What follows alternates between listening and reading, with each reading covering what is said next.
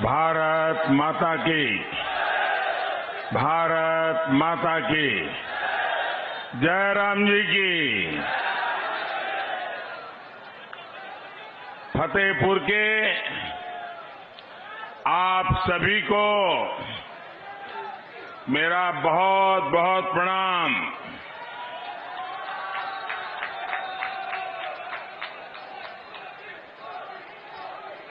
कल रात यूपी के कुशीनगर में एक परिवार शादी की रस्म में आनंद उत्सव में था और अचानक एक ऐसा हादसा हुआ। बहुत सी हमारी माताओं, बहनों, बेटियों ने अपना जीवन खो दिया। मैं सभी पीड़ित परिवारों के साथ मेरी संवेदनाएं व्यक्त करता हूं। प्रशासन की तरफ से पीड़ित परिवारों की पूरी मदद की जा रही है। साथियों, मैं अभी पंजाब से आ रहा हूं। मुझे पंजाब में बहुत सालों तक काम करने का अवसर मिला है, लेकिन इस बार मैंने जो पंजाब का मिजाज देखा है, पंजाब के लोगों का भारतीय जनता पार्टी को विजयी बनाने का जो जोम और जुस्सा देखा है, वो वाकई अद्भुत है भाइयों, अद्भुत है। मुझे उत्तर प्रदेश में भी पहले दूसरे चरण में कई स्थानों पर जाने का अवसर मिला और जैसा 2 चरणों में मैंने देखा है, तीसरे चरण के भी कुछ कार्यक्रम किए। मैं देख रहा हूं कि हर चरण में एक से बढ़कर एक ऐसे जनता जनार्दन का समर्थन बढ़ता ही चला जा रहा है। मैं उत्तर प्रदेश के लोगों का इसलिए हृदय से बहुत बहुत धन्यवाद करता हूं। मैं प्रशासन को भी अभिनंदन करता हूं, क्योंकि उत्तर प्रदेश में शांतिपूर्ण चुनाव करवाना ये बहुत बड़ी सौगात है और इसलिए प्रशासन के भी लोग, सुरक्षा बल, सभी अभिनंदन के अधिकारी हैं। आज यहां बांदा सहित आसपास के जिलों के हजारों साथी भी यहां पहुंचे हैं। झांसी, ललितपुर, हमीरपुर, महोबा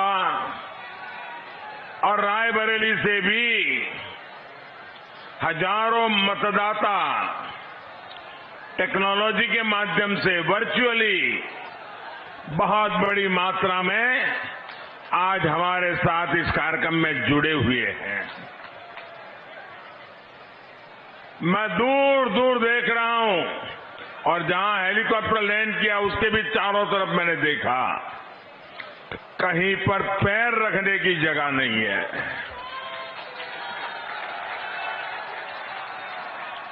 जहां मेरी नजर पहुंच रही है, लोग ही लोग नजर आ रहे हैं।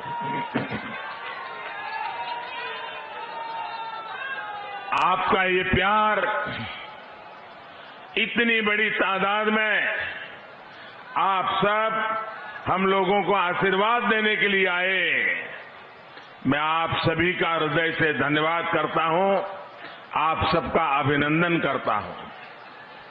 साथियों, ये धरती वीर वीरांगनाओं, मेहनतकश किसानों, कारीगरों की ये धरती है। यहां का 52 इमली पेड़ स्वतंत्रता आंदोलन में इस क्षेत्र के योगदान का जीवंत उदाहरण है। आपका जो ये उत्साह है, उसमें आने वाले 5 चरणों के नतीजों की भी एक झलक दिखाई दे रही है।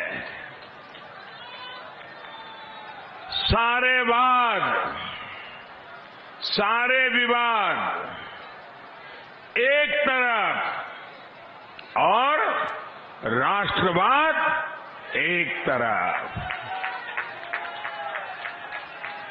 यूपी के लोगों ने ठान लिया है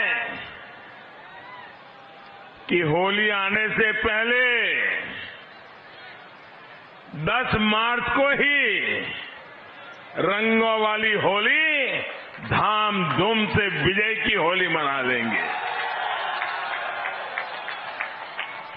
भाइयों और बहनों, फतेहपुर बुंदेलखंड के क्षेत्र में पराक्रम, वीरता ये यहां के लोगों की नसों में है, खून में है।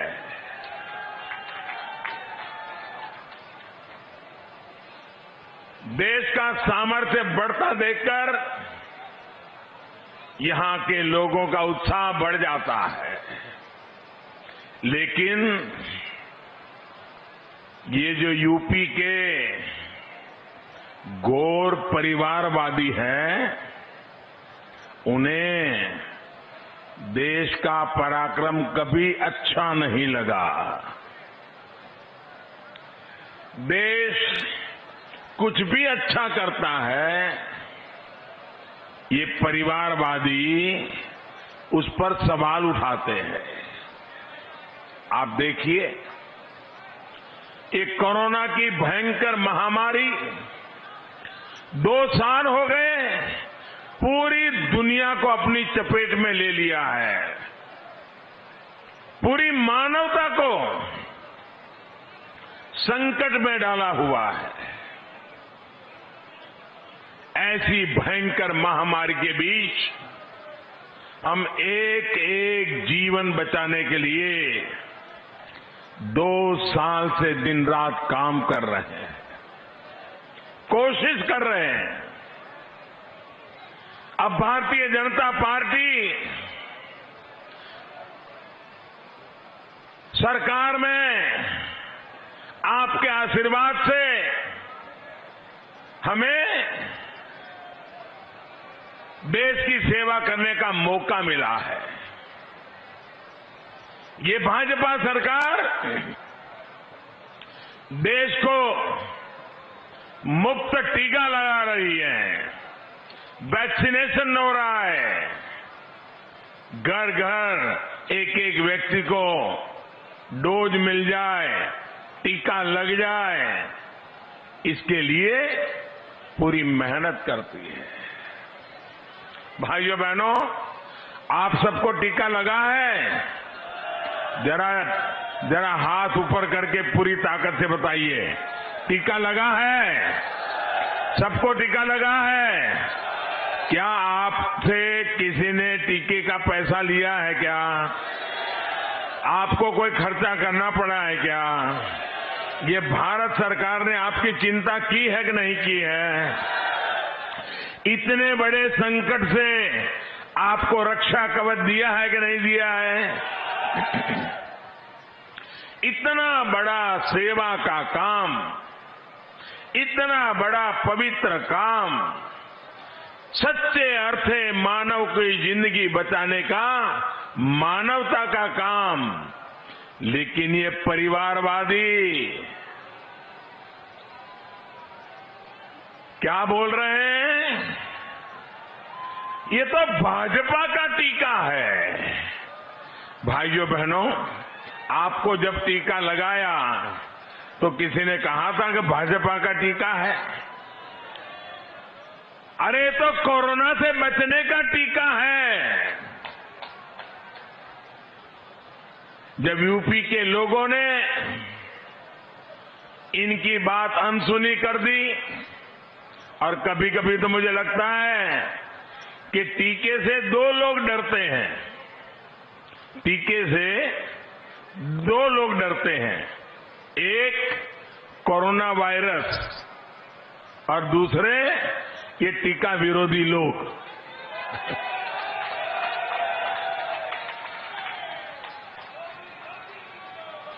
रिकॉर्ड वैक्सीन लगवा ली तो अब इन्होंने क्या शुरू किया है कि सरकार, हमारा गरीब देश है, ये टीकों के पीछे इतना सारा खर्चा क्यों कर रही है। भाइयों बहनों, मुझे बताइए, आपकी जिंदगी बचाने के लिए सरकार ने खर्चा करना चाहिए कि नहीं करना चाहिए? खर्चा करना चाहिए कि नहीं करना चाहिए? अगर मोदी कर रहा है, सही कर रहा है कि नहीं कर रहा है? आपकी जिंदगी बचेगी तो मुझे आनंद होगा कि नहीं होगा? मुझे खुशी होगी कि नहीं होगी? आप लोगों ने मुझे इतना बड़ा प्यार दिया, सम्मान दिया, आपको मुझे इतना बड़ा पद दिया, मुझे आपके लिए काम करते रहना चाहिए कि नहीं रहना चाहिए? अब देखिए, ये टीका हमारे देश के वैज्ञानिकों ने कितनी मेहनत करके तैयार किया, लेकिन ये ऐसे राजनीति में लिपटे हुए लोग हैं, ऐसे परिवारवाद में फंसे हुए लोग हैं कि इनको टीके से भी समस्या, योगी से भी समस्या, मोदी से भी समस्या, टीके से भी समस्या।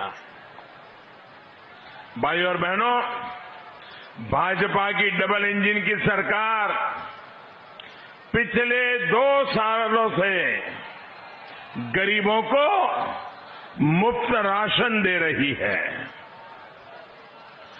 दुनिया के बड़े बड़े देश अपने नागरिकों की इतनी व्यवस्था नहीं कर पाए। धनी देश, संपन्न देश, वे भी वो काम नहीं कर पाए, वो भारत जैसे देश ने करके दिखाया है। 2 साल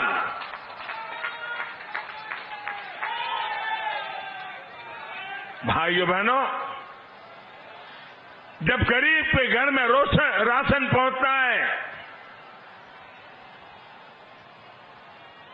मेरे मन में एक ही कामना रहती थी कि कोरोना का संकट आया है, संकट भयंकर है, परिवार में हालत ऐसी कि एक कमरे में मां बीमार हो, कोरोना की बीमारी आई हो, लेकिन दूसरे कमरे से बेटा मां के पास भी नहीं जा सकता था।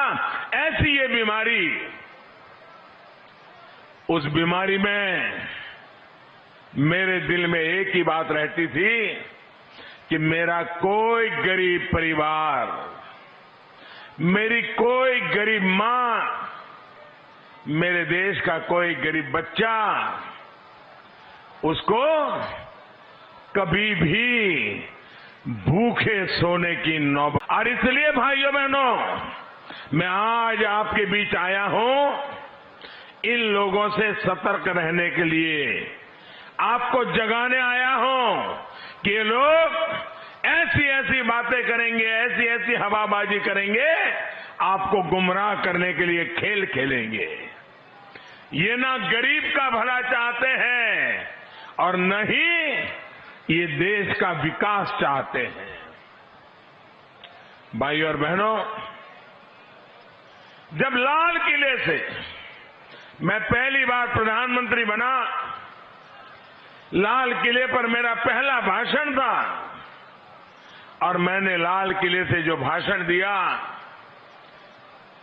देश में माताओं, बहनों, बेटियों की पीड़ा को दूर करने के लिए शौचालय बनाने की बात कही, तो इन्होंने विवाद खड़ा किया कि कैसा प्रधानमंत्री है कि लाल किले पर से जब दुनिया सुन रही है और ये शौचालय की बात कर रहा है।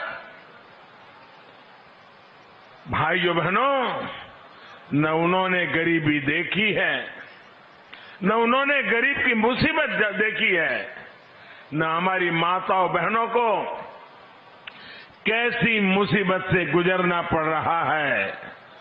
जब शौचालय नहीं होते थे, सूरज उगने से पहले अंधेरे में उसको जाना पड़ता था और रात को वो अंधेरे का इंतजार करती थी और दिन में कभी जाने की जरूरत पड़ गई तो वो पीड़ा सहन करती थी, लेकिन वो शाम का इंतजार करती रहती थी। क्या कभी मेरी इन माताओं बहनों की पीड़ा के विषय में किसी सरकार को सोचने की फुर्सत थी क्या? वो ऐसी जगह पे बैठे हैं तो उनको जमीन कभी दिखती नहीं थी। भाइयों बहनों, मैं तो आपके बीच में ऐसे आया हूं, इसलिए मुझे पता है पीड़ा क्या होती है, दर्द क्या होता है, मुसीबतें क्या होती हैं। और इसलिए भाइयों बहनों, जब मैंने शौचालय बनाने का अभियान चलाया, सरकारी खजाना मैंने खर्च करना तय कर लिया। मैंने कहा जिसको मेरी आलोचना करनी है करेंगे, जिसको मुझे नीचा दिखाने का प्रयास करना है वो करते रहेंगे, लेकिन मैं हिंदुस्तान में मेरी माताओं बहनों के लिए शौचालय के अभियान को चलाऊंगा। आज गांव-गांव, घर-घर शौचालय बने और मैं तो मेरे उत्तर प्रदेश की बेटियों का हृदय से अभिनंदन करना चाहता हूं, क्योंकि मेरी उत्तर प्रदेश की बेटियों ने जब ये शौचालय बना रहे थे तो मैं एक स्थान पर खुद शौचालय बनाने के काम में हिस्सेदार बनने के लिए गया था। तो वहां मुझे बताया गया कि हमने तो इसका नाम इज्जतघर रखा है। मेरी बेटियों ने मुझे कहा ये शौचालय सिर्फ नहीं है, ये हम बहन बेटियों के लिए इज्जतघर है।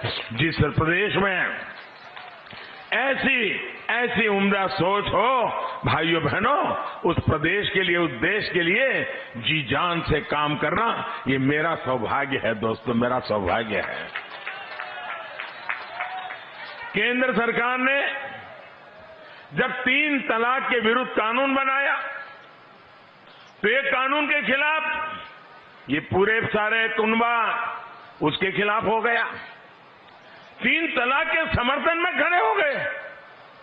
मैं तो हैरान हूं, 21 सदी में जी रहे हैं, एक कितने स्वार्थ में डूबे हुए हैं कि जो लोग उनको वोट देते हैं उनका भला भी नहीं सोच पाते हैं। ऐसे लोगों पे कभी भरोसा किया जा सकता है क्या? ऐसे लोगों पे भरोसा किया जा सकता है क्या? मेरी मुस्लिम माताओं बहनों, छोटी छोटी बात में 3 तलाक हो गई छुट्टी। वो बेटी बेचारी कहां जाएगी? कहां जाएगी? उस पिता का कल्पना कीजिए कि कितने उत्साह उमंग के साथ बेटी को शादी करके भेजी हो और 3 तलाक कह करके उसको घर वापस भेज दें, साथ में 1-2 बच्चे लेकर के आ जाएं। उस बूढ़े माँ बाप का क्या हाल होता होगा जिनको ये झेलना पड़ता होगा। उस भाई का क्या हाल होता होगा जिसकी बहन वापस आई है। उस माँ का क्या हाल होता होगा कि जिसकी बेटी ससुराल से अब लौट के आई है, उसकी जिंदगी कैसे बीतेगी। क्या मुझे बताइए, इन माताओं बहनों की रक्षा मुझे करनी चाहिए कि नहीं करनी चाहिए? इनका भला करना चाहिए कि नहीं करना चाहिए? क्या मैं सिर्फ वोट का ही सोचता रहूं, कुर्सी का ही सोचता रहूं कि देश का भी सोचूं कि न सोचूं? लेकिन भाइयों बहनों, इनको तो 3 तलाक में भी विरोध था। आज मुझे हिंदुस्तान के हर कोने में से मेरी मुस्लिम बहन बेटियां जो आशीर्वाद दे रही हैं, क्योंकि उनके जीवन की रक्षा का मैंने बहुत बड़ा काम किया है। भाइयों बहनों, हमारे देश में गरीबी से लड़ने की ताकत, जब तक हम गरीब को सशक्त नहीं करेंगे ना, नहीं आने वाली है। नारे तो बोलते रहेंगे गरीबी हटाओ, गरीबी हटाओ। जब तक गरीब सशक्त नहीं होता है, गरीबी खत्म नहीं हो सकती है। और जिस दिन गरीब सशक्त हो जाता है ना, वो भी गरीबी को खत्म करने के लिए हमारा सिपाही बन जाता है। और इसके लिए उस परिवार की गरीब मां का सशक्तिकरण। अगर गरीब मां को ताकत मिल गई ना, आप देख लीजिए, गरीबी को सामने लड़ने के लिए पुरुष के पास समय बच जाएगा, वो मेहनत करेगा और दोनों मिलकर के देखते ही देखते गरीबी से बाहर आ सकते हैं। और सरकार का ये काम है और ये काम करने के लिए आपने मुझे बिठाया है। गरीबों का भला करने के लिए आपने मुझे बिठाया है। भाइयों बहनों को मुफ्त गैस कनेक्शन हो, हर घर बिजली हो, हर गांव तक सड़क हो, पढ़ाई हो, दवाई हो, कमाई हो, सिंचाई हो। गरीब के लिए हम जो भी काम करें, ये परिवारवादियों को, जिन्होंने गरीबों को वोट बैंक बना के रखा था, उनकी नींद हराम हो गई है कि हमने तो नारे दे करके उनको पकड़ के रखा। ये मोदी शौचालय दे रहा है, ये मोदी घर दे रहा है, ये मोदी गैस का कनेक्शन दे रहा है, ये मोदी बैंक के खाते लगा रहा है, ये मोदी बच्चों को पढ़ाई के लिए व्यवस्था कर रहा है, ये मोदी मुफ्त में बीमार हो गए तो दवाई की व्यवस्था करता है। इनको लग रहा है कि उनकी वोट बैंक जा रही है।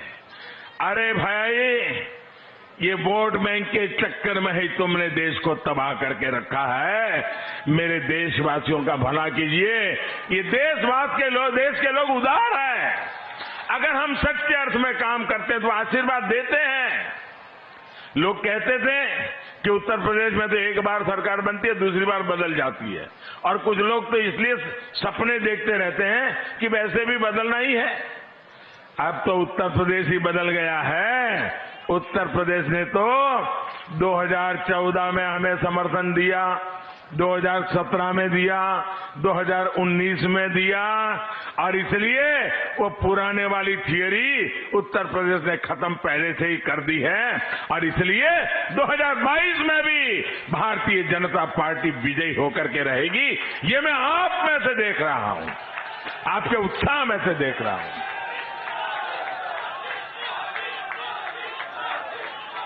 भाइयों बहनों, ये गरीबों के लिए दिन रात मैं काम करता हूं। तो परिवारवादी इस काम को छोटा काम बताते हैं। ये आपके लिए छोटा होगा, लेकिन मेरे लिए तो न गरीब छोटा होता है, न गरीब की सेवा छोटी होती है। मेरे के लिए तो ये एक प्रकार से पुण्य का अवसर होता है। इनको तो ये भी तकलीफ, मैं कुंभ के मेले में आया, इतना बड़ा कुंभ का मेला था, इतना बड़ा कुंभ का मेला था, लेकिन जब कुंभ के मेले में आया तो दुनिया में कुंभ के मेलन की इतनी बड़ी प्रतिष्ठा बढ़ी थी उसकी सफाई के कारण, उसकी सफाई के कारण। तो मेरा मन कर गया और मैंने जो सफाई करने वाले भाई बहन थे उनके पैर धोए, उनके आशीर्वाद लिए। भाई, इतना बड़ा काशी विश्वनाथ धाम बन गया, चारों तरफ जय जयकार हो रहा था, लेकिन मेरा ध्यान तो उस मजदूर की तरफ था जिसने मेहनत करके काशी विश्वनाथ धाम बनाया था। तो सारे संत बैठे थे, सारे महापुरुष बैठे थे। मैं उनके पास नहीं गया, मैं वहां चला गया जहां इन मजदूर बैठे थे। फूलों से वो फूलों की वर्षा की, उनका सम्मान किया, उनके आशीर्वाद लिए। क्यों? मुझे मालूम है यही मेरे देश के लोग हैं जो मेरे देश के सपने पूरे करेंगे भाइयों। और इसलिए उनके सपने पूरे करने के लिए मैं अपने सपनों को खपा रहा हूं भाइयों बहनों, इसलिए मैं काम कर रहा हूं। आपने देखा होगा आजकल ये लोग आत्मनिर्भर भारत अभियान, उसका भी विरोध कर रहे हैं। ये लोग भारत को अब भी दूसरों पर ही निर्भर रखना चाहते हैं।